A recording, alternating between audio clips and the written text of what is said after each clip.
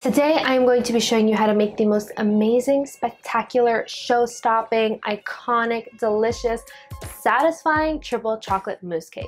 I'm from New York City, so I call this the black and white cake, even though there is some brown in there, but I get to make the rules here. This cake is one of my most popular orders and is composed of 3 beautiful and elegant layers of white, milk, and dark chocolate mousse. There's a really satisfying crunchy layer in there and an extra soft chocolate sponge. I'm going to show you that you don't need to be a pastry chef to make these absolutely perfect mousse layers. And make sure you stick to the end because I'm going to be showing you the easiest, most foolproof way to make a gorgeous tempered chocolate plaque at home. So if that sounds like something you might be interested in, keep watching.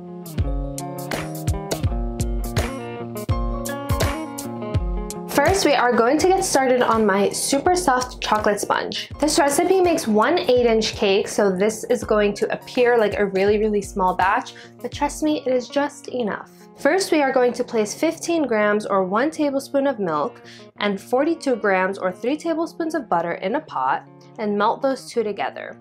Then set them aside on the counter to cool down. Then in the bowl of our stand mixer, we are going to place 120 grams or 4 large egg whites and begin to whip them on high speed. Once the egg whites become frothy, we are going to slowly stream in 40 grams or 3 1/4 tablespoons of sugar to create a French meringue. Once the meringue reaches a medium peak, we are going to quickly drop in 40 grams or 2 large egg yolks and whip that for 10 seconds just to combine the egg yolks into the base. But make sure that you do not whip this for too long because the fat from the egg yolks will begin to deflate our meringue, and don't forget to like and subscribe. Then we are going to remove this from the mixer and sift together 30 grams or 1/4 cup of all-purpose flour and 30 grams or 1/4 cup of cocoa powder. And we are going to begin to gently fold the dry mixture into our meringue. Once it's almost completely mixed together, we are going to take some of our base and mix that into the melted milk and butter mixture to help lighten the liquid base.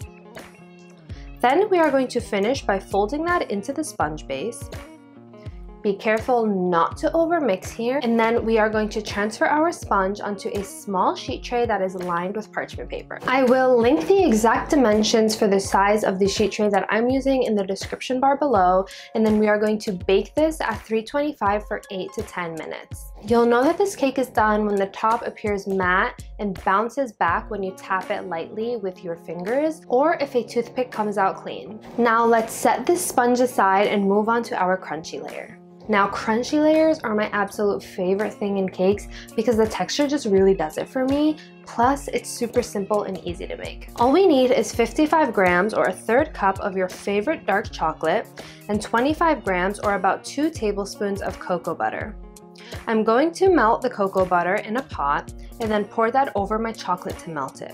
The reason that we're using cocoa butter in this crunchy layer is because cocoa butter acts really well as a coating. So what it's going to do is coat our chocolate and our crunchy feuilletine and ensure that the moisture from our mousse layers doesn't make the crunchy layer soggy, and it can remain really satisfying and crunchy. So now we are going to take our chocolate base and pour that over 100 grams of feuilletine and just toss that to coat everything. I will also link the feuilletine in the description bar below for those of you who are not familiar with feuilletine. It's basically shredded layers of crepes like the French pancakes, and they are so crunchy and delicious. I love them. Now, once our cake is completely cooled, and I mean completely, we can take our crunchy layer and pour it over our sponge and begin to flatten it out evenly. Once it's even, we can transfer this into the freezer and just allow it to set until we need to cut it out later. Now let's move on to our mousse. Mousses.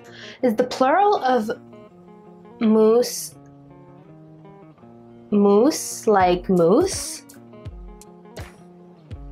Or is it mousses? Whew. Anyway, what we are going to do for our chocolate mousses is we are going to make 1 large batch of pâte à bombe. So a pâte à bombe is basically a meringue, except instead of using egg whites, you use egg yolks. So it's much richer and you see it a lot in mousse bases. Now I don't know if I should say mousse or mousses. So what we're gonna do is make one pâte à bombe base and then split it evenly between our white, milk, and dark chocolate. Get it? Got it? Good. So for the pâte à bombe, we are going to place 4 large egg yolks into the bowl of our stand mixer and begin to blanch the eggs. Then in a pot, we are going to place 150 grams or 3/4 cup of sugar with 50 grams or about 1/4 cup of water and begin to cook this to 118 degrees Celsius. Once the sugar reaches temp, we're going to pour it against the side of our bowl, and we are going to allow this to whip on high speed until the base of the bowl feels cool against our skin. Now, when I say that, what I mean is literally like cupping the base of the bowl.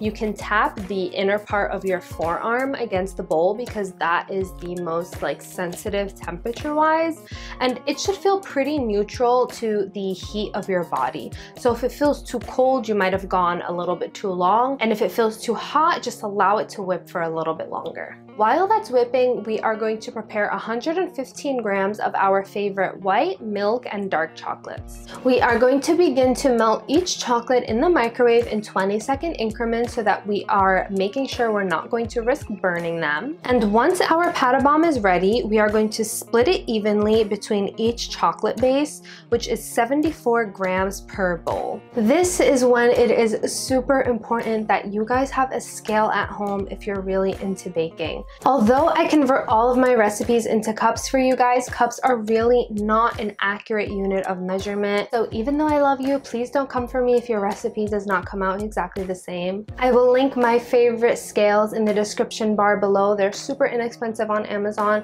and they're super handy to have around. I use my scales for so much more than just baking. Now we are going to whip 600 grams or 2.5 cups of heavy whipping cream to a medium peak, and again split that evenly into each bowl, which is 200 grams per bowl.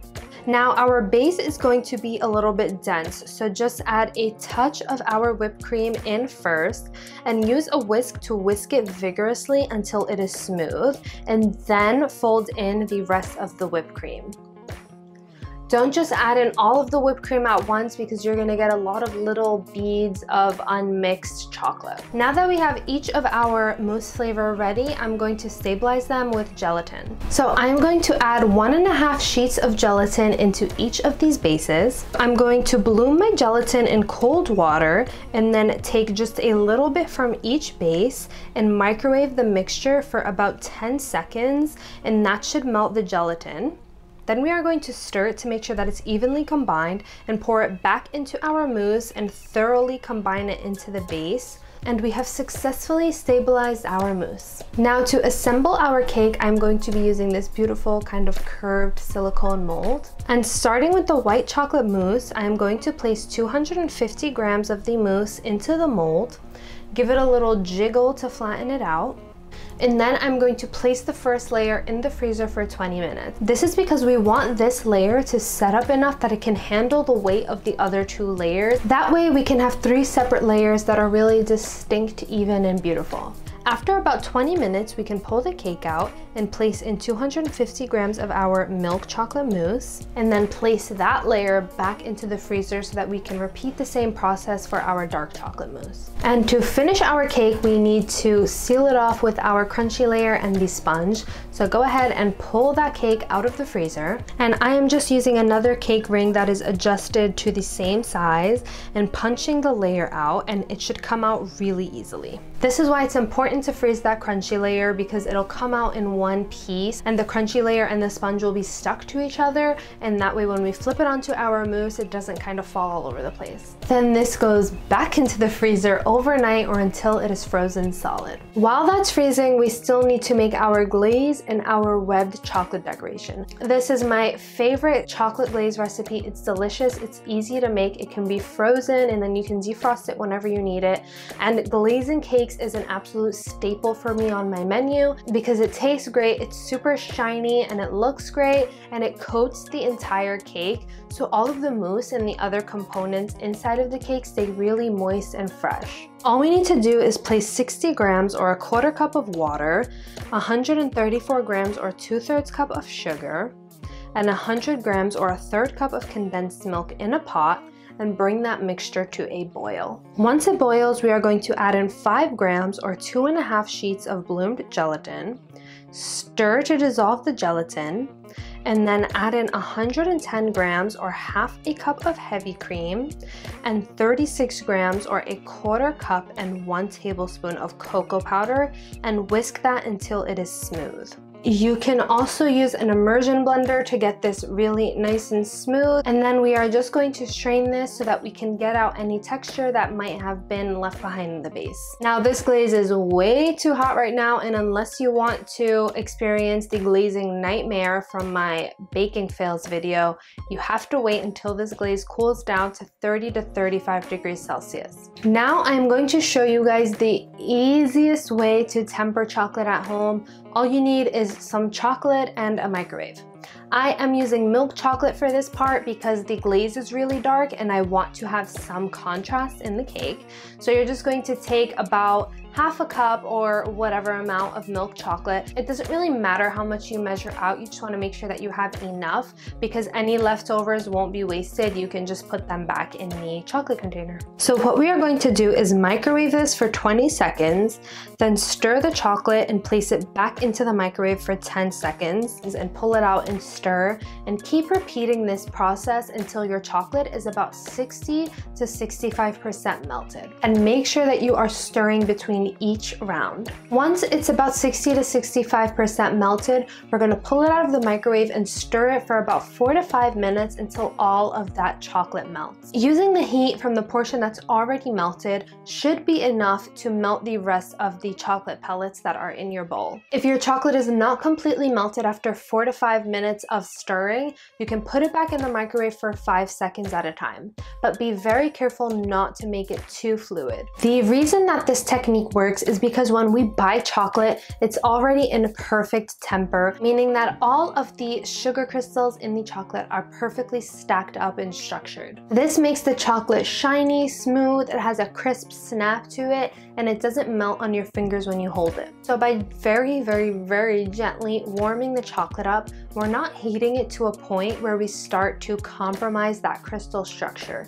AKA, we're not breaking the original temper that the chocolate came in. Now this can be a little bit tricky because it's super easy to go a degree or two above the threshold, and then we'll have to temper our chocolate from scratch. It's also not as stable as tempering would be, but it's super easy to do, and it saves you a bunch of time if you are in a pickle. So now I'm going to place the chocolate in a piping bag, and I'm going to take a tray lined with parchment paper and draw a 7-inch circle onto the paper, and then I'm going to begin piping my pattern. The great thing about this pattern is that it requires basically no skill. All you have to do is pipe in little loops, and if you mess up, it doesn't really show. While the chocolate is still wet to the touch a bit, I'm going to put on some gold dust because it really wouldn't be one of my videos if I didn't put gold somewhere. And then we're going to set this aside to set up. It should take about 10 minutes or so. Now we need to create something that is going to help the plaque to hover over the chocolate cake. So I am using this demi-sphere mold and piping the remaining chocolate from my piping bag. At this point, my chocolate is starting to set up pretty quickly, so I had to work quickly. I just painted the chocolate up the edges and then flipped the mold to tap out any excess that might be in the center of the mold. And once it's almost set up, we can clean the edges of the mold and then set it aside to set up completely. And once they're set, it's super easy to pop the chocolate shell out of the mold. Now our cake should be frozen, our glaze should be cool enough to use, and our chocolate decoration should be set up. If your glaze set up and got too cool, you can just microwave it until you get the perfect consistency again. This is the most satisfying part of the whole video, watching the glaze as it cascades over the cake. You want to gently glide a spatula over the surface just to encourage any excess glaze to drip off and then clean up the base of the cake. Then I'm using cocoa nibs just to create a really skinny border on the base of the cake. This adds a really nice, rich, chocolatey crunch and will also conceal any imperfections that might be on the base of the cake. Now we can transfer this cake onto a cake board or whatever you might be serving it on. Place our 3 demi-sphere chocolate molds. Then I am just taking some leftover glaze and adding a little dot on each chocolate so that our plaque can stick on. Finally, gently placing our plaque on, and we are ready to dig in.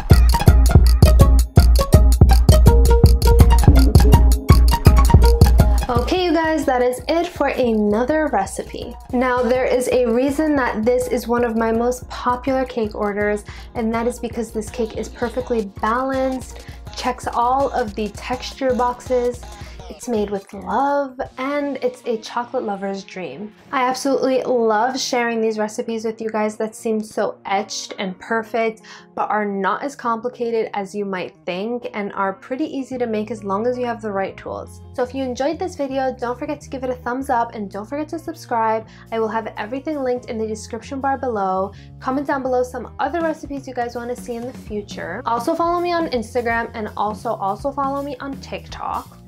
And I will see you guys in the next video. Bye! You guys, how lucky are we that we get to eat cake for lunch again? So soft, so airy. Mmm.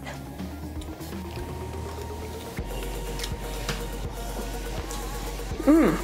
Mmm. Mmm. Hold it. Smash the like and subscribe button and comment down below what you want me to do.